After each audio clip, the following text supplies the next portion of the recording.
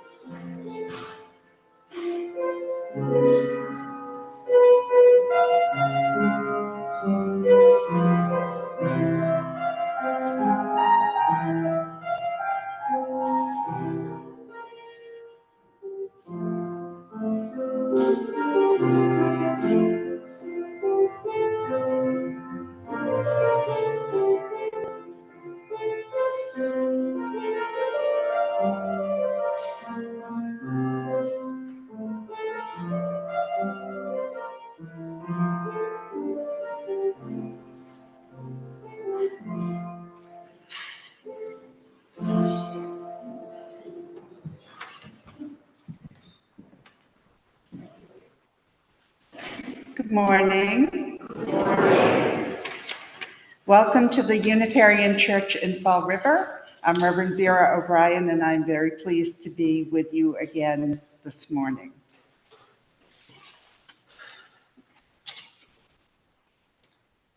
Would someone light the chalice as I read these words of Florence Caplow? As we kindle this flame, we honor and remember those who have passed into the mystery. Their brightness lives on in our vision, their courage lives on in our commitments, and their love continues to bless the world through us. Our opening hymn is number 361, Enter, Rejoice, and Come.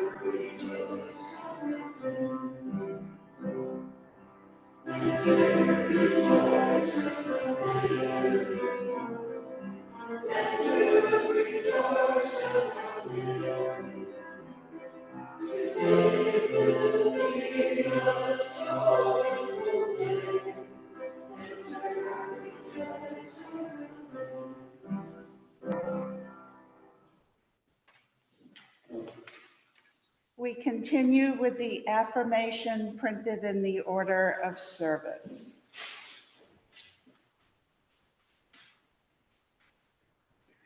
Love is the doctrine of this church. Quest of truth is its sacrament, and service is its prayer. To dwell together in peace, to seek knowledge and freedom, to serve human need, to the end that all souls shall grow into harmony with the divine. Thus do we covenant with each other and with God.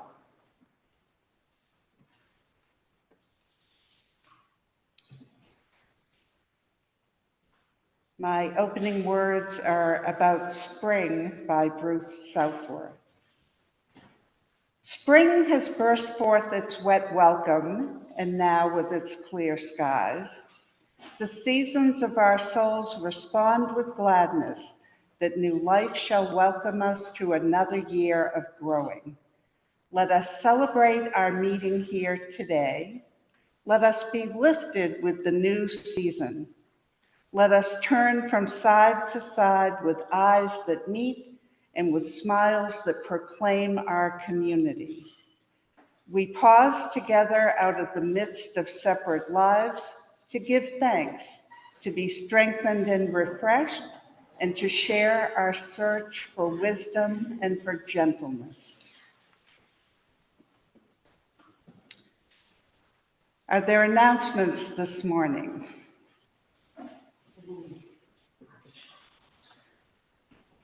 Good morning, everybody. I'm so glad to be here today. I really look forward to my Sundays, sharing my Sundays with you. And thank you, Vera, for coming down again for our second to the last Sunday of the season. Welcome. And our last Sunday of the season is Flower coming to you next week with Lisa Kirk. So please remember to bring, if you can, remember to bring a flower, otherwise I'm going to plant it.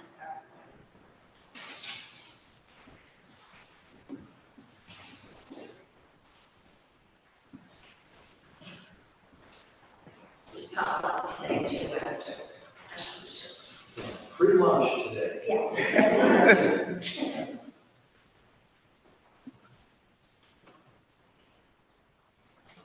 For our time of prayer and meditation this morning, I offer these words of the Reverend Richard Fuchs.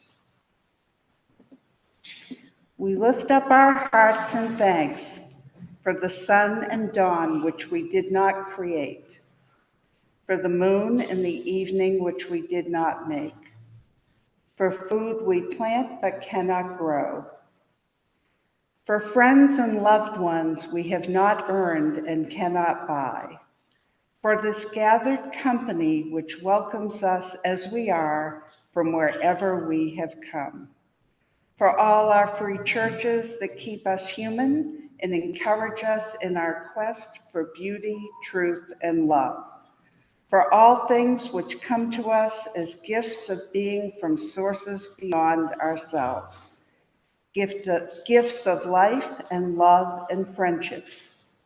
We lift up our hearts in thanks this day. Amen. We continue with Spirit of Life.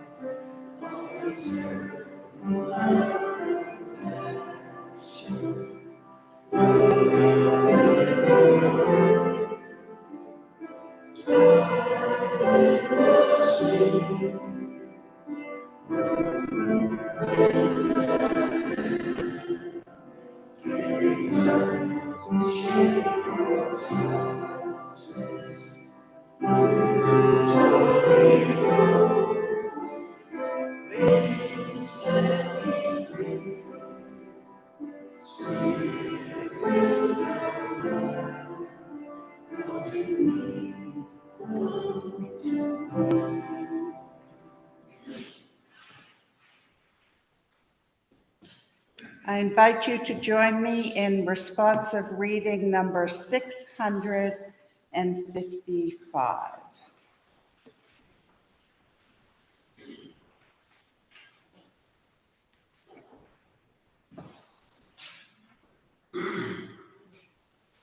Titled, Change Alone is Unchanging.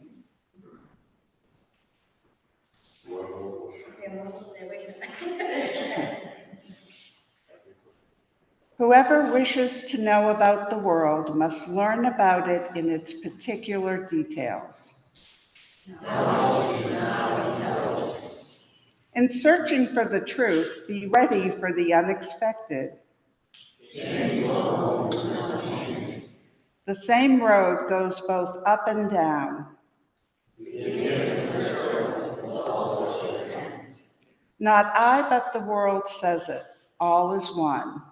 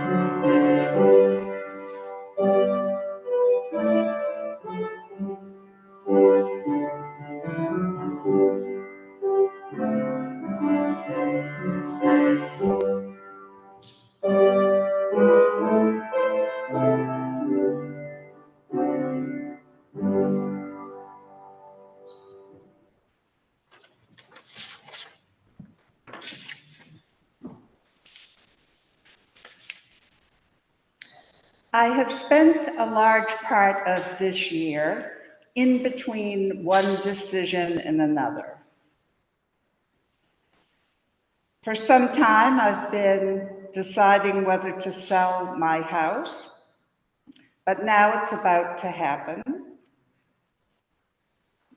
Do I leave my job or stay at my job? I'm leaving on Wednesday. And I have no idea yet where I'm going to live when I sell my house. In between. Considering all of these decisions, I found myself immersed in uncertainty, not usually one of my favorite states of mind, maybe not yours either. One moment I'm excited about new possibilities. The next I'm afraid that when I possibly look for another job in the fall, that interviewers would like a younger applicant. What if I don't find another job? You can imagine how the what ifs multiplied. And you probably have your own what ifs that arise in your mind when plunged into moments or months of uncertainty. Mark Twain said, "I am an old man and have known a great many troubles. but most of them never happened. How often is this true? Our imaginations take over and we suffer needlessly. How often does fear get us stuck in between our past and our hopes and our dreams for the future? During all my decision-making and changes, I remembered a book that was quite influential decades ago when I was debating whether to change careers and become a minister. The book was Feel the Fear and Do It Anyways by Susan Jeffers. She says, what is it for you?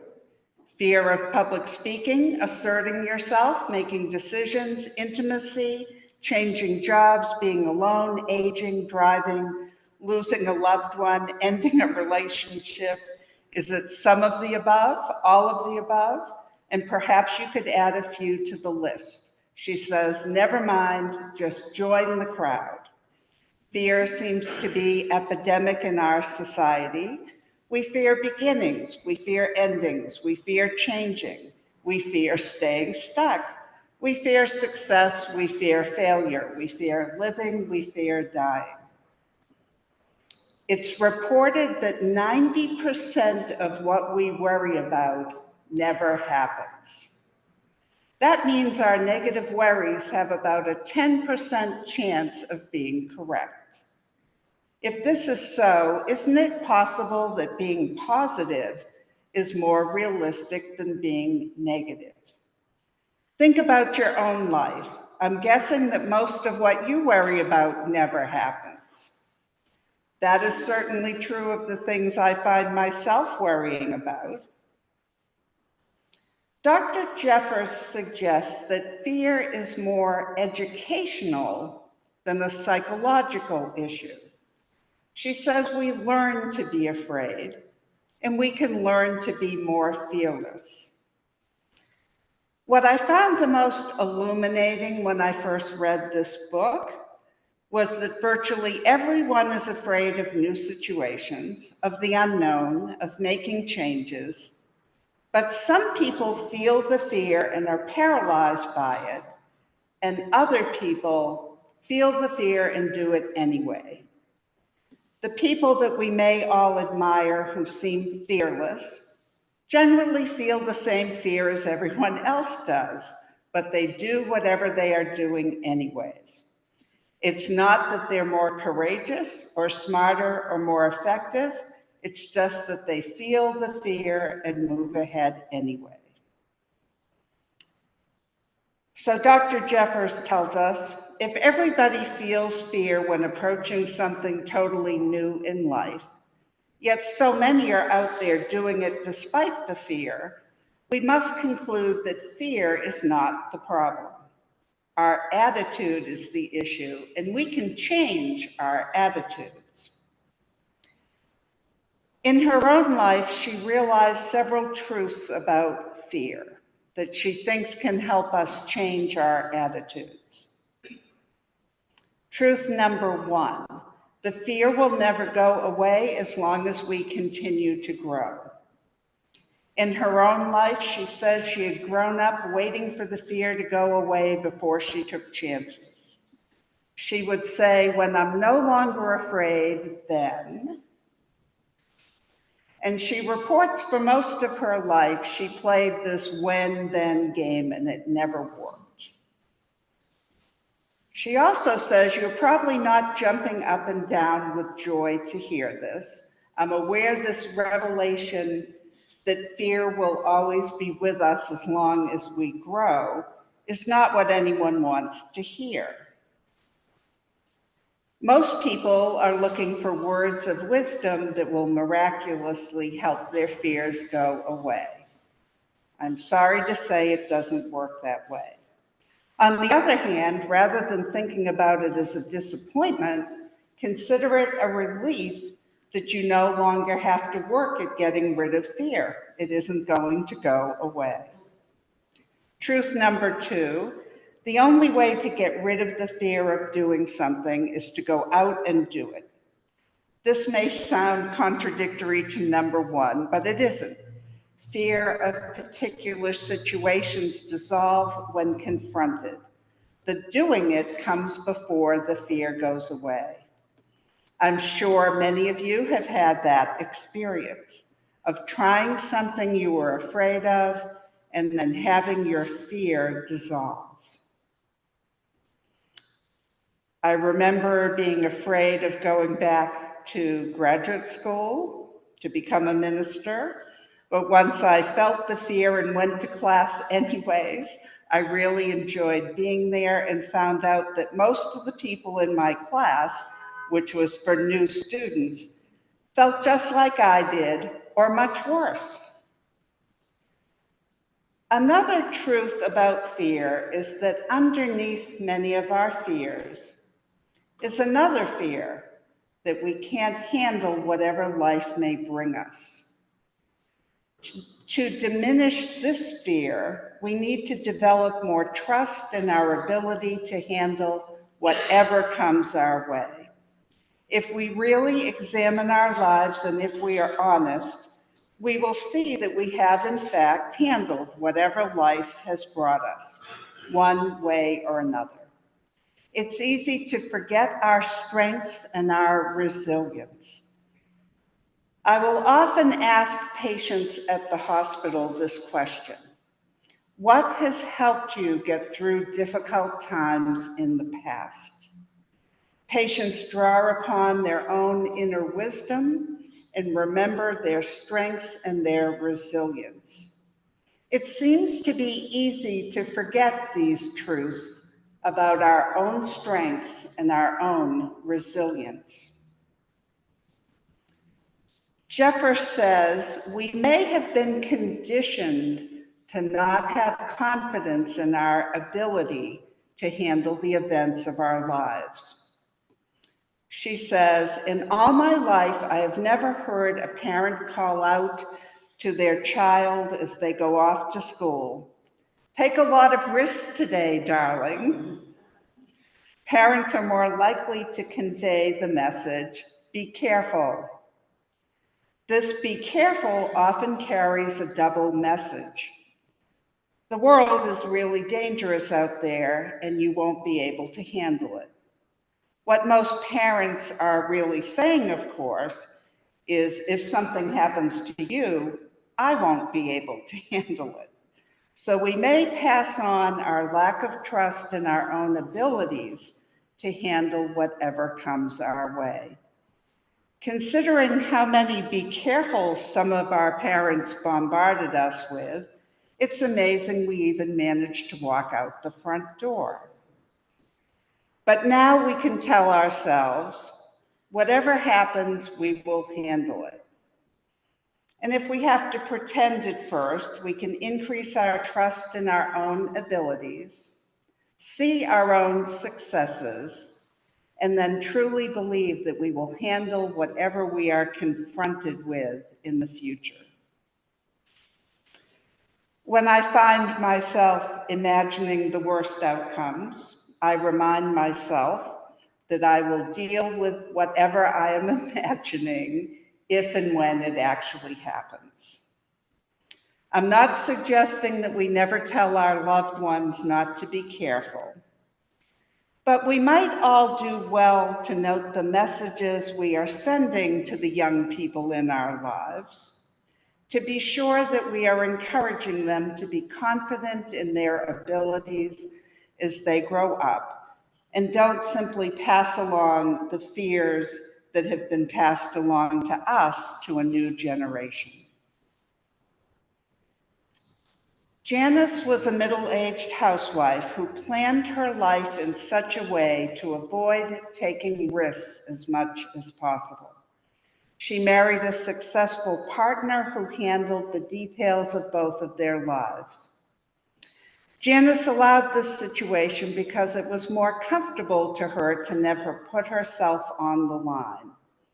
But as the saying goes, life is what happens when we've made other plans. At age 53, her partner became extremely sick and partially disabled. One day she was totally taken care of, and the next she was totally taking care of someone else. The transition wasn't easy. After fighting the rage of why did this happen to me, she started to accept the fact that she was now in charge of both her own and her partner's survival. Numbed, at first she went through the motions of learning more about their business, handling decisions regarding healthcare, and waking up every morning with the understanding that now it was all up to her. After a while, the numbness left, the fog cleared, and she discovered a profound sense of peace she had never experienced before. She started to realize the heavy price she had been paid to be taken care of. Prior to her partner's illness, Janice's thinking had been permeated with the phrase, "what if?" She always worried about the future, never enjoying her todays. She had lived with the underlying dread of losing her partner. She had often even said, "I hope I die first. I couldn't live without them." But now she knows the answer to all of her what if questions. She'll handle it. She hadn't realized she was living in fear for so much of her life until that terror disappeared. The new fears were nothing compared to her old fears of survival. Her partner recovered enough for them to live a satisfying life, and her partner had now faced a biggest fear that many people have of being disabled, and got the same answer to their question of what if, which was, "I'll handle it." They both handled these events beautifully, and in fact, the experience deepened their love for each other. We can't escape fear. As long as we're growing and changing, it will be with us. But fear need not be an anchor holding us transfixed in one spot. We can transform it into a companion that accompanies us on new adventures by remembering our resilience. So feel the fear this summer and do it anyways. To conclude, as Christopher Robin said to Winnie the Pooh, there is something you must remember. You're braver than you believe, stronger than you seem, and smarter than you think.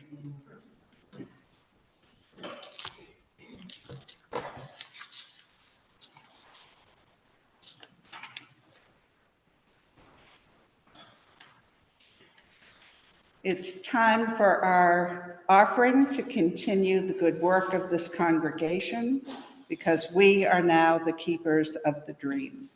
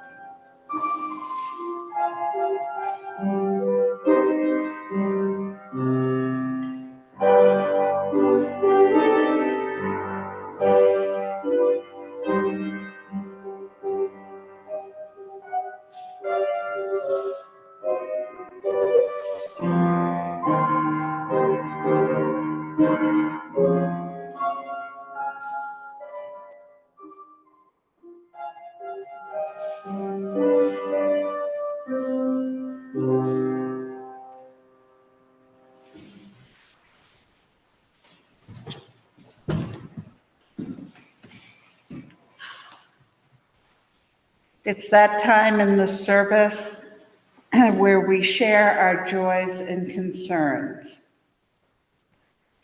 Some of us come today with heavy hearts. We open our hearts to you. Some of us come today in joy. We share your joy.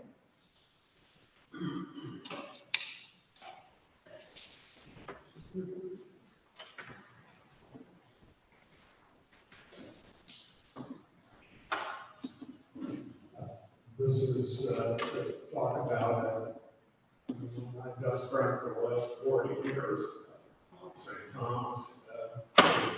Been a member of the Alabama with him all that time.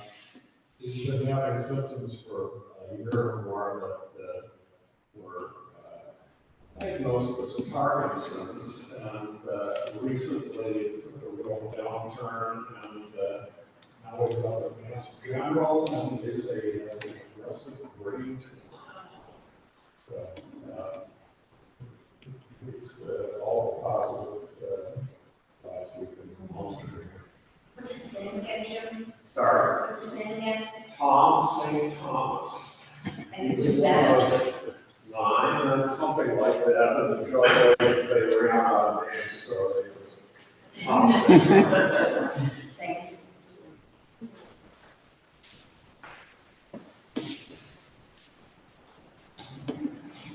So I have a joy. The group that we've been actually involved with, the UU Church here, the UIA, the United Interfaith Action, is going to have a community action event next Monday. So not tomorrow, but the following Monday, the 17th. I announced it before, but I didn't know the exact date. It's going to be focused on housing. And so the governor just passed that great big giant housing bill. I guess it passed in the House. I'm not sure if it passed in the Senate yet, but it'll probably have to go to conference. Anyway, it's a very, very large amount. And this action is going to be focused on trying to persuade our administration here to put a little bit more effort into the homeless issues here in the city and affordability issues in the city. And so there's a whole bunch of, numerous ways of accomplishing those kinds of goals. But right now it's sort of banging on the drums and pots and pans and that kind of thing to get them to pay attention, to put a little bit more effort into, focusing on those particular communities right now. So we would love to see some of you guys there. It's at 6:30 at the Good Shepherd's Church.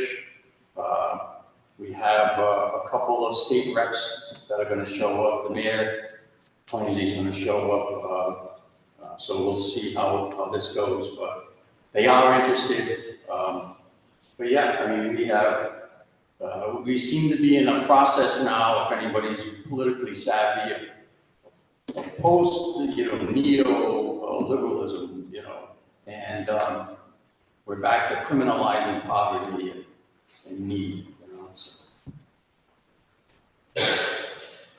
And I have an announcement too, is I will be there at that meeting next Monday, speaking about homelessness and my feelings, my emotions, my feelings and journey that I have gone through. And hopefully the mayor and then, like you said, will be there and hear what it means to be homeless and how it feels. It's not just because of drugs and alcohol. And they need to get that through their heads and realize that families and people, they lose everything and they become homeless, or I call it, go out camping. And for one thing, there was a big campsite out off the highway. 30 people were living out there. They all got pushed out. They came in and took them out and said, look, you guys got to move on. They threw away all this stuff. Now there's 30 people out there homeless, still trying to find a spot in the woods, somewhere to live. But they keep cleaning them up, but they're not supplying the housing. And with this housing bill they just passed, hopefully that'll work. And hopefully in Fall River, that'll make things go in the right direction. I'm gonna do a nice little speech up there about homelessness, and hopefully the mayor and anyone representatives will hear me speak and understand. Other people can gather together and form and say, hey, we need that support.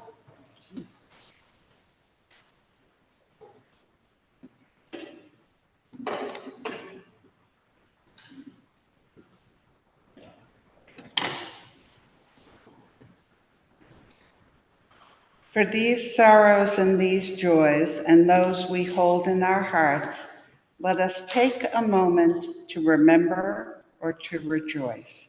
May the peace of this sanctuary enter into our hearts as we share just a moment together, breathing our prayers for ourselves, for one another, for our country, and for the world.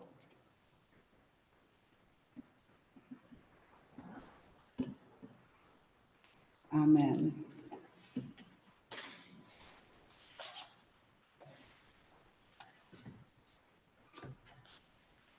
Our closing hymn is number 12, O Life That Maketh All Things New.